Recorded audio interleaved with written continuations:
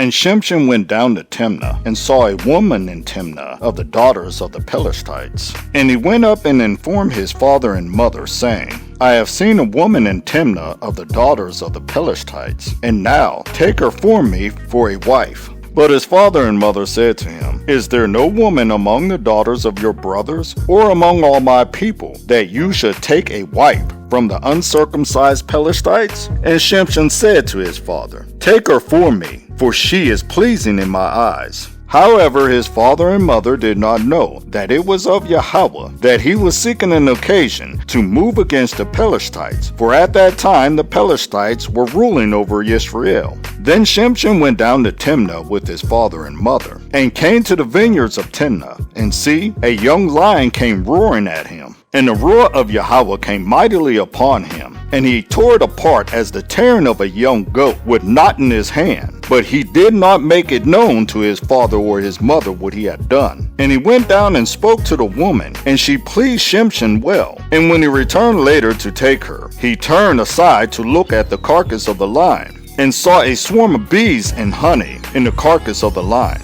And he took some of it in his hands, and went along eating. And he came to his father and mother, and gave them, and they ate. But he did not make known to them that he took the honey out of the carcass of the lion. So his father went down to the woman, and Shimshon gave a feast there, for young men used to do so. And it came to be, when they saw him, that they brought 30 companions to be with him. And Shimshon said to them, Please let me put forth a riddle to you. If you clearly solve and explain it to me within 7 days of the feast, then I shall give you 30 linen garments, and 30 changes of garments. But if you are unable to explain it to me, then you shall give me 30 linen shirts, and 30 changes of garments. And they said to him, Put forth your riddle, and let us hear it. And he said to them, Out of the eater came forth food, and out of the strong came forth sweetness. And for 3 days they were unable to explain the riddle. And it came to be on the 7th day, that they said to Shimshon's wife, Entice your husband to explain the riddle to us, or else we will burn you and your father's house with fire. Have you invited us in order to take what is ours? Is it not?